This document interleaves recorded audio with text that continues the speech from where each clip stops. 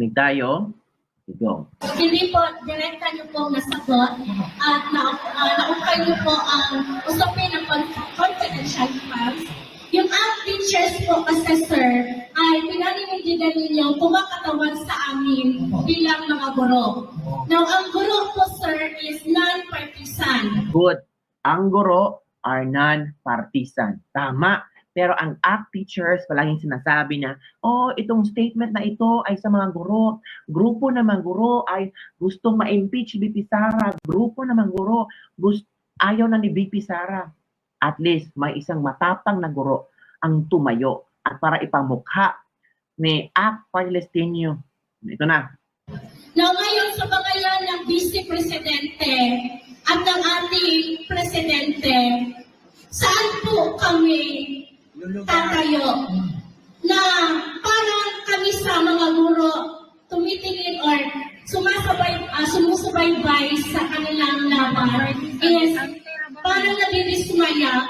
Unang-una sa lahat, alam po at kilala namin si Inday Sara na may malasakit talaga para sa aming mga guro. Malakpak ang mga tao na may malasakit si VP Sara sa mga guro ay pumalakpak ang mga tao. Nakausap po namin siya harapan. Hindi po namin nakausap ng harapan ang Presidente. Agoy, tama. Si VP Sara lang pala ang nakausap ng mga guro ng harapan. Pero si Bongbong Marcos walang pakialam sa mga guro at hindi pa nakausap ng mga guro si Bongbong Marcos.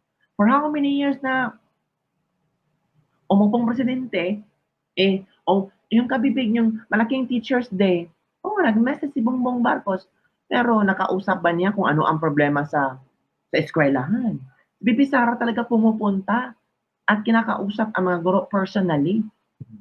Ngayon po, nasasaktan kami na dinadala ng ACT teachers ang kabuuan ng guro para siya ipatikusin. Tama!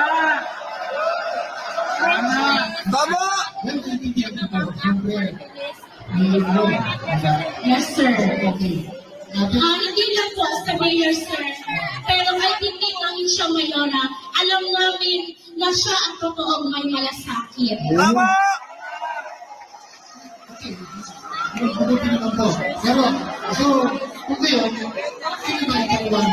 Bakbaka ng ang teachers, akpamor! Hala, again. Hindi po, direkta niyo po nasagot at naukay niyo po ang usapin ng confidential funds.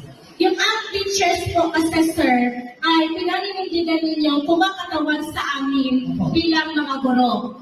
Now, ang guro po sir is non-partisan.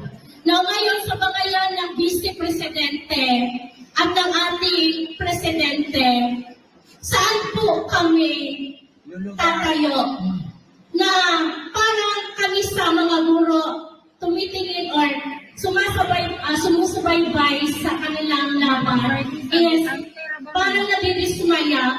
Unang-una sa lahat, alam po at kilala namin si Inday Sara na may malasakit talaga para sa aming mga guro. Nakausap po namin siya harapan. Hindi po namin nakausap ng harapan ang Presidente.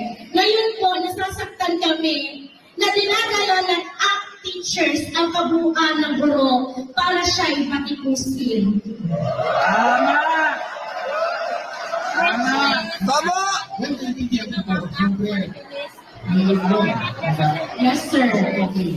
Hindi lang po sa mayor, sir. Pero kahit hindi namin siya mayora, alam namin na siya ang totoong may malasakit. Tama!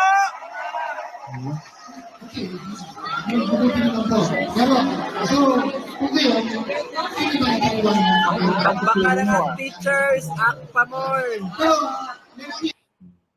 Narinig nyo kabibig ha, narinig nyo ang banat ng mga guro. So it means, hindi pala lahat ng mga guro ay sumasang-ayon sa mga banat ng ACT Teacher Party List. So it means, walang, hindi believe